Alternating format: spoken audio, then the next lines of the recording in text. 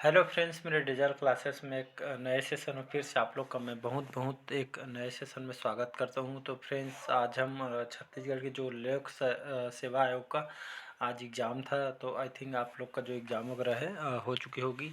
तो यहाँ पे हम जो प्रारंभिक परीक्षा हुआ है प्री का आपका सीजीपीएससी का, तो प्री का जो हम यहाँ पे मॉडल आंसर यहाँ पे देखेंगे।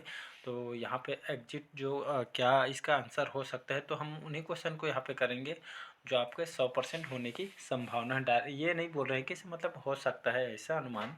तो यहाँ पे जो मॉडल क्वेश्चन यहाँ पे तैयार किया गया है, तो इसके हिसाब से अपना जो स्कोर वगैरह चेक कर पाएंगे कि आपका कितना स्कोर हो पा रहा है। इसके बाद जो फाइनल जो आपका जो आंसर की आएगा विभाग द्वारा, तो उसको हम डिस्कस करेंगे। तो चलिए आज का देखेंगे। तो आज का जो पेपर आप आई थिंक सभी लोग का अच्छा गया होगा। तो चलिए स्टार्ट करते हैं आज का सेशन, कैसे टाइप के जो क्वेश्चन इसका आंसर हो सकता है। तो आपका जो पहला पेपर है आपका जनरल स्टडीज़ का हुआ होगा। इसके बाद आपका एप्टीट्यूड्स होगा। तो 200 मार्क्स का आपका नंबर का रहा होगा। और आपका जो जो मैक्सिमम मार्क है इसका 200 रहेगा। जो आपका जो सेट है ABCD जो भी सेट होगा वहाँ पे मैच कर लेंगे आप। सेट से यहाँ पे 100 प्रश्न यहाँ पे दिया होगा। तो चलिए स्टार्ट करते हैं सेशन। तो पहला क्वेश्चन देखते हैं यहाँ पे छत्तीसगढ़ के निम्नलिखित कौन से यहाँ पे अति निम्न सिंचित जिले के क्षेत्र का अंतर्गत आता है। तो इसका जो सही ऑप्शन हो जाएगा बीजापुर, मुंगेली और महासमुंद। ये याद रखिएगा। तो छत्तीसगढ़ के 3 जिले हैं जो आपके अति निम्न सिंचित, मतलब यहाँ पे निम्न मात्रा में यहाँ पे सिंचित क्षेत्र है, इसको कहा जाता है। तो बीजापुर, मुंगेली और महासमुंद। तो इसका जो सही ऑप्शन हो जाएगा सी ऑप्शन, याद रखिए। तो आपका जो क्वेश्चन पेपर है उसमें स्कोर जो कि टिक लगाते चलिए। तो इसका जो सही ऑप्शन हो जाएगा सी ऑप्शन हो जाएगा बीजापुर, मुंगेली और महासमुंद, याद रखिएगा। अगला क्वेश्चन देखते हैं। मड़वा ताप विद्युत संयंत्र की जो स्थापना निम्नलिखित किस जिले में की गई है। तो कवर्धा में, जांजगीर चांपा, कोरबा, सरगुजा। तो इसका जो सही ऑप्शन हो जाएगा जांजगीर चांपा, याद रखिए। तो मड़वा जो ताप विद्युत संयंत्र है प्लांट को लगाया गया है आपके आपके जांजगीर चांपा जिला में। तो इसका सही ऑप्शन हो जाएगा बी ऑप्शन, याद रखिए। मड़वा ताप विद्युत संयंत्र की जो स्थापना आपके जांजगीर चांपा जिले में किया गया है। तो इसका बी ऑप्शन करेक्ट हो जाएगा। अगला क्वेश्चन देखते हैं। सर्वाधिक लिंगानुपात जो आपके दंडकारण्य के दंतेवाड़ा और कोंडागांव में होने का कारण है। पुरुष मृत्यु दर अधिक होना, कन्या भ्रूण हत्या का भाव, अगम्य क्षेत्र होना, या आपके चौथा है पिछड़ा क्षेत्र होना। तो इसका जो सही ऑप्शन हो जाएगा सी ऑप्शन 2 और 3, याद रखिएगा। 2 और 3 का सही। तो आपका कन्या भ्रूण का भाव और साथ ही अगम्य क्षेत्र होने के कारण यहाँ का जो लिंगानुपात है, सर्वाधिक लिंगानुपात आपके दंडकारण्य का जो दंतेवाड़ा और कोंडागांव होने का यह मुख्य कारण है। तो 2 और 3 का 3 सही आंसर हो जाएगा। तो इसका सी ऑप्शन करेक्ट हो जाएगा, याद रखिएगा। नेक्स्ट क्वेश्चन, अगला क्वेश्चन देखते हैं। सीता नदी जो क्षेत्र में किस वृक्ष की बहुलता पाई जाती है, मतलब कौन से वृक्ष यहाँ पे ज़्यादा मात्रा में पाई जाती है सीता नदी के क्षेत्र में। तो बांस, सागौन, महुआ या साल। तो इसका सही ऑप्शन हो जाएगा डी ऑप्शन साल, याद रखिएगा। तो सीता नदी क्षेत्र में आपके साल वृक्ष की बहुलता, मतलब सबसे ज़्यादा साल वृक्ष पाया जाता है। तो इसका जो सही आंसर हो जाएगा डी ऑप्शन साल वृक्ष, याद रखिएगा। नेक्स्ट क्वेश्चन तरफ बढ़। अगला है आर्थिक सर्वेक्षण का क्वेश्चन है। छत्तीसगढ़ के आर्थिक सर्वेक्षण 2021-22 के अनुसार वर्ष 2021-22 में स्थिर मूल्यों पर छत्तीसगढ़ की अर्थव्यवस्था के किस क्षेत्र में वृद्धि दर जो कि सर्वाधिक रही थी। तो खनन और उत्खनन, निर्माण, विनिर्माण और आपके सेवा क्षेत्र। तो इसका सही ऑप्शन हो जाएगा बी ऑप्शन, निर्माण के क्षेत्र में सबसे ज़्यादा वृद्धि देखी गई थी। छत्तीसगढ़ के जो आर्थिक सर्वेक्षण 2021-22 के अनुसार ये आपके स्थिर मूल्य पर छत्तीसगढ़ की अर्थव्यवस्था में जो आपके कौन से क्षेत्र में वृद्धि दर सर्वाधिक रही थी। तो आपके निर्माण के क्षेत्र में रही थी। तो इसका बी ऑप्शन करेक्ट होगा, निर्माण, याद रखिएगा। नेक्स्ट अगला क्वेश्चन देखते हैं। छत्तीसगढ़ के आर्थिक सर्वेक्षण 2021-22 के अनुसार वर्ष 2021-22 में स्थिर मूल्यों पर छत्तीसगढ़ की अर्थव्यवस्था के किस क्षेत्र में वृद्धि दर सबसे कम रही है, पूछा गया। तो याद रखिए स्थिर मूल्यों पर छत्तीसगढ़ की जो अर्थव्यवस्था के किस क्षेत्र में वृद्धि दर कम रही थी। तो पशुपालन, वनोपज और लट्ठे बनाना, भंडारण, या आपके डी है मछली उद्योग। तो इसका जो सही ऑप्शन हो जाएगा भंडारण के क्षेत्र में सबसे जो कि वृद्धि दर सबसे कम रही थी। तो इसका सी ऑप्शन करेक्ट हो जाएगा। नेक्स्ट क्वेश्चन, अगला क्वेश्चन देखते हैं यहाँ पे। छत्तीसगढ़ के आर्थिक सर्वेक्षण 2021-22 के अनुसार छत्तीसगढ़ के कृषि क्षेत्र में औसत वृद्धि दर स्थिर मूल्यों पर वर्ष 2012-13 से 21-22 के मध्य रही थी। तो 5.19%, 5.09%, या आपके 5.21%, या आपका डी है 5.17%। इसका जो सही ऑप्शन हो जाएगा 5.09%, याद रखिएगा। तो ये आपका डाटा है। तो ये आपका छत्तीसगढ़ आर्थिक सर्वेक्षण 2021-22 के अनुसार छत्तीसगढ़ में कृषि क्षेत्र में जो औसत वृद्धि दर है स्थिर मूल्यों पर 2012-13 से लेकर 21-22 के मध्य रही थी आपकी 5.09%। तो इसका बी ऑप्शन सही हो जाएगा। तो याद रखिएगा डाटा। अगला क्वेश्चन देखते हैं यहाँ पे, छत्तीसगढ़ राज्य के अनुसूचित जाति आयोग के वर्तमान अध्यक्ष कौन है? तो विनोद कुमार खांडेकर, रामजी भारती, श्रीमती पद्मा मनहर, या आपके श्री केपी खांडे। तो इसका सही ऑप्शन हो जाएगा केपी खांडे, याद रखिएगा। तो केपी खांडे जो कि छत्तीसगढ़ राज्य के अनुसूचित जाति आयोग के वर्तमान में इनको अध्यक्ष बनाया गया। तो इसका D option Shri KP Khande, याद रखिएगा। नेक्स्ट क्वेश्चन, अगला क्वेश्चन देखते हैं यहाँ पे, छत्तीसगढ़ आर्थिक सर्वेक्षण 2021-22 के अनुसार दिसंबर 2020 की स्थिति में जो मध्याह्न भोजन में लाभान्वित छात्रों की संख्या क्या थी? तो इसका जो एग्जैक्ट जो सही आंसर हो जाएगा 28.26 जो लाख है, 28.26 लाख छात्र यहाँ पे 2021-22 आर्थिक सर्वेक्षण के अनुसार दिसंबर 2020 की स्थिति मध्याह्न भोजन में लाभान्वित छात्रों की संख्या। तो इसका 20.26 लाख छात्र, याद रखिए। इसका बी ऑप्शन करेक्ट हो जाएगा। नेक्स्ट क्वेश्चन देखते हैं, छत्तीसगढ़ में बजट अनुमान 2021-22 के अनुसार कुल राजस्व प्राप्तियों में कर राजस्व का जो योगदान वित्तीय वर्ष 2021-22 में कितना रहा था? तो इसका जो सही करेक्ट आंसर हो जाएगा 61.05%। तो याद रखिएगा। तो छत्तीसगढ़ के जो बजट अनुमान 21-22 के अनुसार कुल राजस्व प्राप्तियों में राजस्व जो कोई योगदान वित्तीय वर्ष में 21-22 में 61.05% रहा था। तो इसका जो सही ऑप्शन हो जाएगा ए ऑप्शन सही हो जाएगा। नेक्स्ट क्वेश्चन है, अगला क्वेश्चन देखते हैं, छत्तीसगढ़ आर्थिक सर्वेक्षण 2021-22 के अनुसार छत्तीसगढ़ में वर्ष 2020-21 के किस तिलहन का सर्वाधिक उत्पादन रहा था? तो मूंगफली, तिल, सोयाबीन, या राई सरसों। तो इसका जो सही ऑप्शन हो जाएगा राई सरसों। तो ये जो छत्तीसगढ़ आर्थिक सर्वेक्षण 2021-22 के अनुसार यहाँ पे 20-21 का डाटा पूछा गया था। तो छत्तीसगढ़ वर्ष 2020-21 तिलहन का सर्वाधिक उत्पादन पूछा गया था, तो राई सरसों का रहा था। तो इसका डी ऑप्शन करेक्ट हो जाएगा। नेक्स्ट क्वेश्चन, अगला क्वेश्चन देखते हैं, छत्तीसगढ़ आर्थिक सर्वेक्षण 2021-22 के अनुसार छत्तीसगढ़ के सकल राज्य घरेलू उत्पाद वर्ष 2021-22 में स्थिर मूल्यों पर कृषि उद्योग सेवा क्षेत्र का क्रमशः योगदान कितना रहा था?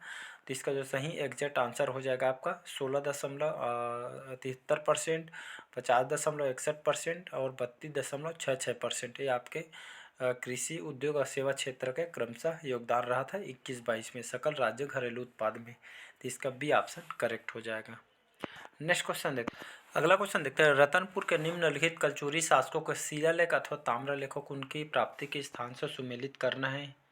तो इसका जो सही आंसर हो जाएगा 1, 2, 3, 4 इसका सही आंसर हो जाएगा। तो पृथ्वीदेव प्रथम का अमोदा, गोपाल देव का पुजारी पाली, प्रतापमल का आपका बलागौड़ और बाहर साय का कोसगई। तो ए इसका ए ऑप्शन सही हो जाएगा। तो ये आपके ए ऑप्शन 1, 2, 3, 4 इसके सही मैचिंग हो जाएगा। तो इसका ए ऑप्शन सही हो जाएगा। नेक्स्ट अगला क्वेश्चन देखते हैं, रतनपुर के कलचुरी जो शासक रत्नदेव के सिक्कों में निम्नलिखित कौन सी विशेषता नहीं पाई जाती है? तो गज शार्दुल, सिंह, गजलक्ष्मी या मानव कृति। तो इसका जो सही ऑप्शन हो जाएगा। तो रतनपुर के जो कलचुरी जो शासक थे रत्नदेव, तो इनके सिक्कों में यहाँ पे मानव कृति के यहाँ पे विशेषता नहीं पाई जाती है इनके सिक्कों में। रत्नदेव जो रतनपुर के जो कलचुरी शासक है रत्नदेव के सिक्कों में तो मानव जो आकृति अगर इसे इनके सिक्के में बताया नहीं गया है, तो इसका डी ऑप्शन सही हो जाएगा। नेक्स्ट अगला क्वेश्चन देखते हैं, रतनपुर राज्य में जो कलचुरी शासक रघुनाथ सिंह को अपदस्थ कर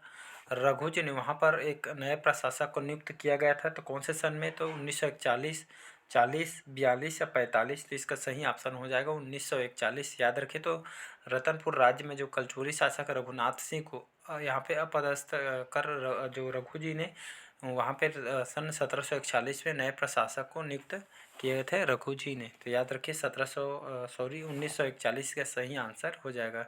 तो रतनपुर राज्य में कलचुरी शासक रघुनाथ सिंह ने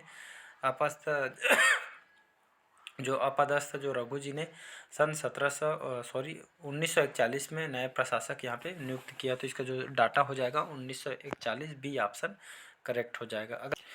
अगला क्वेश्चन देखते हैं, बस्तर रियासत के भूमकाल विद्रोह के निम्नलिखित घटनाओं को उनकी तिथि अनुसार यहाँ पे जमाना है। तो विद्रोह की घोषणा और कुकानार का आक्रमण, मौर्य राज की घोषणा और रानी सुब्रन कुंवर की गिरफ्तारी। तो विद्रोह की घोषणा कब हुई थी? तो अक्टूबर 1909 में हुई थी। इसका तो ए का इसका थर्ड हो जाए। और इसके बाद देखते हैं, कुकानार पर जो आक्रमण है ये 4 फरवरी 1910 में हुआ था। तो बी का इसका फर्स्ट ऑप्शन हो जाएगा। और देखते हैं थर्ड, और आपका मौर्य राज की जो घोषणा है 7 फरवरी आपके 1991 में हुआ था। तो ये आपका सही आंसर हो जाएगा। इसके बाद देखते हैं, रानी सुब्रन कुंवर की तो रानी जो सुब्रन जो कुंवर की गिरफ्तारी कब हुई थी? तो 5 मार्च 1910 में इनकी गिरफ्तारी हुई थी। मतलब डी का 2 हो जाएगा। तो इसका जो सही ऑप्शन हो जाएगा आपका बी ऑप्शन 3, 1, 4, 2 इसका सही आंसर हो जाएगा। बढ़ते हैं नेक्स्ट क्वेश्चन। अगला क्वेश्चन देखते हैं, ई राघवेंद्र राव प्रथम बार मध्य प्रांत और बरार के मुख्यमंत्री कब बनाए गए थे इनको, या कब बने थे? तो 1923 में, 1927 या 1929 या 1936 में। तो इसका जो सही आंसर हो जाएगा 1936। तो ई राघवेंद्र राव जो प्रथम बार मध्य प्रांत और बरार के कब मुख्यमंत्री बने थे? तो 1936 में मुख्यमंत्री बने थे। तो 1936 का डी ऑप्शन सही हो जाएगा। नेक्स्ट क्वेश्चन हैं, अगला देखते हैं, सविनय अवज्ञा आंदोलन के तहत कौन से जंगल सत्याग्रह उनके प्रारंभ किए गए तिथियों के अनुसार सुमेलित करना है। तो आपका जो रुद्री नवागांव है, ये आपका रुद्री नवागांव 22 अगस्त 1920 में सत्याग्रह हुआ था। तो ए का मतलब 4 हो जाए। उसके बाद देखते हैं हम पौड़ी जंगल, ये तो पौड़ी जंगल का 3 अगस्त 1930 में यह सत्याग्रह हुआ था। मतलब बी का 1 आ जाएगा। और आपका जो तमोरा जंगल सत्याग्रह जो जंगल हुआ सत्याग्रह हुआ था, तमोरा जंगल, ये आपका 7 अक्टूबर 1930 में यह सत्याग्रह हुआ था। तो मतलब सी का थर्ड हो जाए। इसके बाद देखते हैं आपका डी, आपका पकरिया जंगल का जो सत्याग्रह कब हुआ? तो पकरिया जो जंगल सत्याग्रह आपका 22 अगस्त 1920 में हुआ था। तो इसका जो सही ऑप्शन हो जाएगा 1, 2, 3, 4 सही आंसर हो जाएगा। बी ऑप्शन याद रखिएगा, इसका बी ऑप्शन करेक्ट हो जाएगा। मैच कर लीजिएगा अच्छे से। और इसको अगला क्वेश्चन देखते हैं, राजनांदगांव रियासत के जो शासक महंत घासीदास को ब्रिटिश शासन ने शासन होने का जो सनद कब प्रदान किया गया था? 1861 में, 1865, 1869 या 1872 में। तो इसका सही ऑप्शन हो जाएगा आपके 1865 में। तो राजनांदगांव रियासत के जो शासक महंत घासीदास को ब्रिटिश शासन ने शासक होने को जो सनद कब प्रदान किया था? तो सन 1865 में इनको प्रदान किया था। तो इसका बी ऑप्शन करेक्ट हो जाए। अगला क्वेश्चन देखते हैं, भक्ति आंदोलन के जो प्रसिद्ध संत वल्लभाचार्य का जन्म छत्तीसगढ़ के किस स्थान से हुआ है? तो इसको सभी आंसर सबको पता होगा, चंपारण का इनका जन्म हुआ है। जो भक्ति आंदोलन के प्रसिद्ध संत वल्लभाचार्य का जन्म जो स्थल है चंपारण को कहा जाता है। तो इसका ए ऑप्शन करेक्ट हो जाएगा। नेक्स्ट अगला क्वेश्चन देखते हैं, वायु पुराण में महानदी का जो पौराणिक नाम क्या है? कई बार इसको कराया हूँ मैं क्वेश्चन को। तो वायु पुराण में महानदी को जो पौराणिक नाम बताया गया है नीलोत्पला बताया गया है। तो वायु पुराण में नीलोत्पला कहा गया है आपके पौराणिक नाम से इसको, महानदी को वायु पुराण में। तो इसका बी ऑप्शन नीलोत्पला सही आंसर हो जाएगा। नेक्स्ट क्वेश्चन अगला क्वेश्चन देखते हैं, बस्तर की कांगीर घाटी में निम्न में से कौन सा जलप्रपात स्थित नहीं है? तो कुडम खोदरा, झूलनधर, खुरसेल, शिव गंगा। तो इसका सही ऑप्शन हो जाएगा खुरसेल। याद रखें, तो बस्तर के कांकेर घाटी में आपका जो खुरसेल जो घाटी है जलप्रपात है, तो आपका खुरसेल जलप्रपात स्थित नहीं है। बाकी आपका ए, बी और डी सही आंसर हो जाएगा। इसका जो सही आंसर खुरसेल सही आंसर हो जाएगा। नेक्स्ट क्वेश्चन अगला क्वेश्चन देखते हैं, 3 माह तक जो चलने वाला त्यौहार पाली पर्व कौन सी जनजाति द्वारा मनाया जाता है? तो भतरा, परजा, गदबा या हलबा। तो इसका सही ऑप्शन हो जाएगा हलबा जनजाति। याद रखिए, तो 3 माह तक जो चलने वाला त्यौहार बाली पर्व आपका कौन सा त्यौहार है या कौन सा जनजाति द्वारा मनाया जाता है?